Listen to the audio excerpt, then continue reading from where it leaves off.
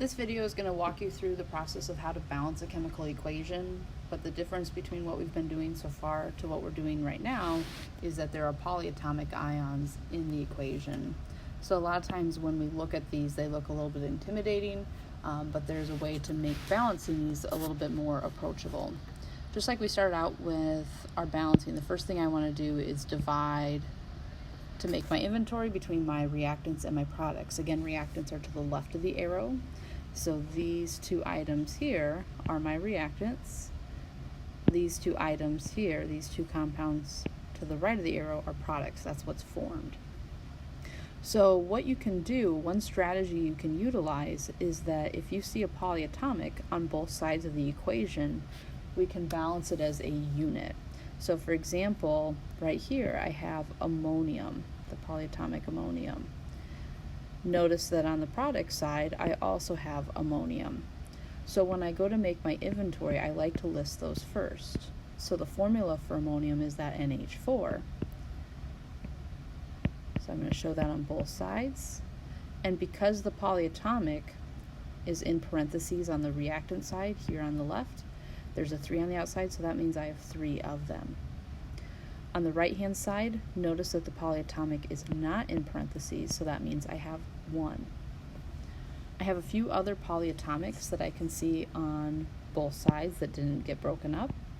Right here I have the phosphate polyatomic, PO4, so I'm going to list that next. On the reactant side, the PO4 is not in parentheses, so that means I have 1 of them.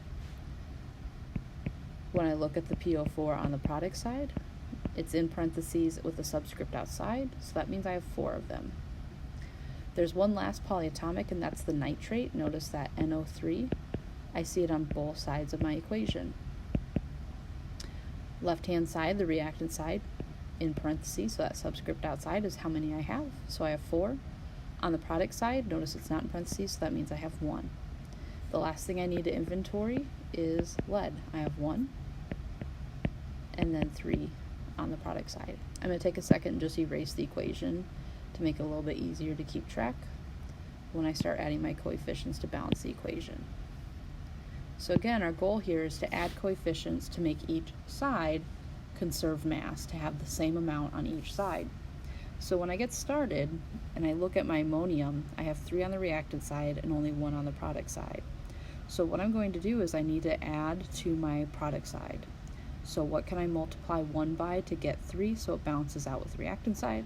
That's a coefficient of 3. So by putting that 3 in front, again it multiplies. That means I now have 3 of the ammoniums. But remember that coefficient impacts everything in that compound, so it doesn't just change the amount of ammoniums that we have. We also now have 3 nitrates. When I take a look at PO4, I have 1 on the reactant side, 4 on the products. So I need to add to my reactant side.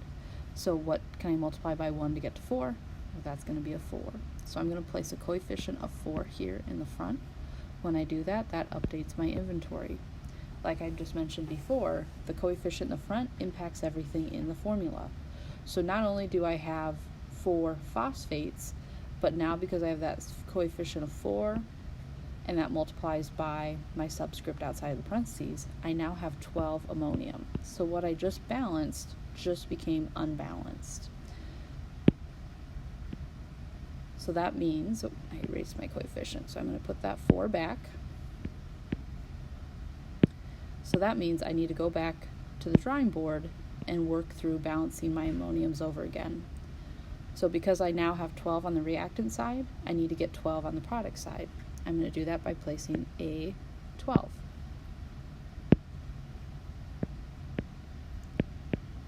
So that balances that out. Again, what you have in your formula impacts everything in the formula, I should say. The coefficient impacts everything, so we now have 12 nitrates. My ammoniums are balanced, my phosphates are balanced, my nitrates are not.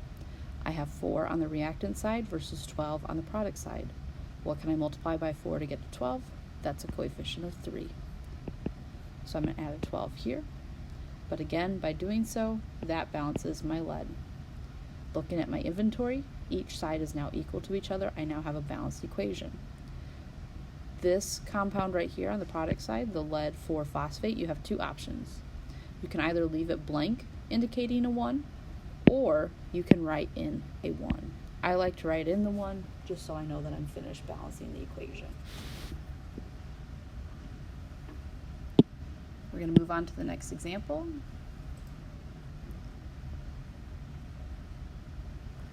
So in the next example, we have calcium carbonate reacting with phosphoric acid to make calcium phosphate and carbonic acid. So same thing as last time, the first skill we want to go through is doing our inventory. When it comes to what order to put them in, start with polyatomics. So take a look and see what polyatomics you see on both sides. So I see PO4 as a unit on both sides, and I see carbonate. It does not matter what order you balance the polyatomics in, but again, it makes it much easier to balance it as a unit. Looking at what's left, we have calcium and hydrogen. Balance those metals first, leave hydrogen for the end. Now that I have that, I'm going to make my count. Phosphate isn't in parentheses, so there's 1. Carbonate isn't in parentheses, 1 as well. 1 calcium, 3 hydrogen because of that subscript. Looking at the product side, PO4 is in parentheses, so I'm going to place a 2 there. Carbonate is not in parentheses, so there's 1. Calcium has a subscript of 3. Hydrogen has a subscript of 2. Now that I have my initial inventory, I can start working through adding my coefficients to balance the equation. I can see that PO4 is not balanced. The reactant side needs more phosphate. I have 1, so I need to add a coefficient that multiplies by 1 to get to 2, so that's going to be a 2. I'm going to go ahead and update my inventory. I now have 2 PO4s. I now have 6 hydrogen. 2 times the subscript 3 gives me that 6. I'm going to keep balancing in the order I have my inventory listed, so I'm going to take care of my carbonates, but if you take a look, they're equal to each other, so I don't have to worry right now. Calcium, I have 1 on the reactant side versus 3 on the product side, so I need to balance out the reactant side. If I add a coefficient of 3, that makes calcium move up to 3, but it also impacts the carbonate. I now have 3 carbonates. That leaves me with going back and balancing the carbonate because I, again, impacted it by adding that coefficient of 3. So I'm going to go to the product side. I need to add a coefficient that will multiply to give me 3. So that's going to be a 3. By adding that, that changed my hydrogen as well to give me 6, and that balances it out. So again, that calcium phosphate on the product side, you can either leave it blank or write in a 1 to show that, again, it's a balanced chemical formula.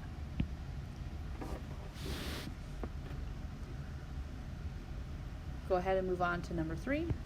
And in example 3, we have KBr reacting with the potassium bromide, reacting with iron 3 hydroxide to make potassium hydroxide and iron 3 bromide. So we're going to go ahead and break up my list. I can see that I have OH on each side, so I can list that polyatomic out first. I have no other polyatomics. I'm going to go ahead and balance my metals first. That includes K and the Fe. That leaves Br as the nonmetal for last. Taking account, hydroxide is in parentheses, so that means the 3 outside is how many we have. Potassium, no subscript, so there's 1. Same thing for the bromine, no subscript, so there's 1. Last thing is iron. It is also counting as 1.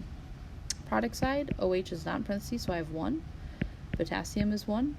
Iron is going to be 1. And bromine will be 3.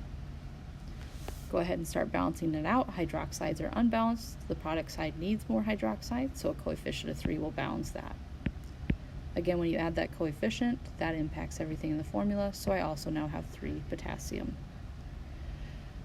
When I move on to the next thing, that threw off my potassium count, so I need to add that to the reactant side, so a coefficient of 3 is going to balance that out. But again, that also changes the bromine. But when you take a look, that fixes the bromine and balances it out. Again, when I look at my inventory, each side is equal to each other. So I have 2 spots here that I'm going to write in a 1 and a 1, and I now have a balanced chemical formula.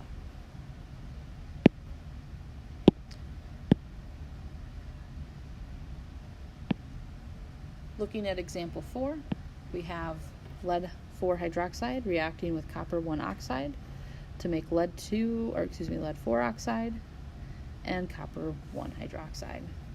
Again, like the previous example, only one polyatomic, and I see it on both sides. So I have OH, I have 1 on the product side, 4 on the reactants. I'm going to balance metals, so I have lead, I have 1, copper, I have 2. Last but not least is oxygen. Notice that I have oxygen in the polyatomic, but I also have oxygen on its own. So make sure that we count these separate. Again, I'm counting the hydroxide as a unit and then counting those separate oxygens on their own. Lead on the product side is 1. Copper on the product side is 1. And the oxygen that's not affiliated with the hydroxide is 2. To balance out those hydroxides, I'm going to add a coefficient of 4 on the product side. That brings the hydroxide up to 4, copper up to 4. The lead are currently balanced, the copper are not. What can I multiply by 2 to get to 4? That's going to be a coefficient of 2. That updates the copper, that also updates the oxygen. Yet again, I have an updated inventory where everything is matching. So in these blank spots here, I can add a coefficient of 1, and I now have a balanced chemical equation. The last example is one in which, if you take a look, we start with hydroxide as a polyatomic on the reactant side, but when you look on the product side, it's nowhere to be found. So in this particular instance, you cannot balance hydroxides as a unit. It only works to balance polyatomics as a unit if you see it on both sides. In all the examples up above, with the phosphates and the carbonates, we see them on each side, for example. So what we do is we just have to list everything out as separate elements. Oxygen and hydrogen we want to leave for later on. So I'll start with your metals. So I'm going to balance my magnesium. I'm going to balance out my bromine. Hydrogen second to last, oxygen will always be last.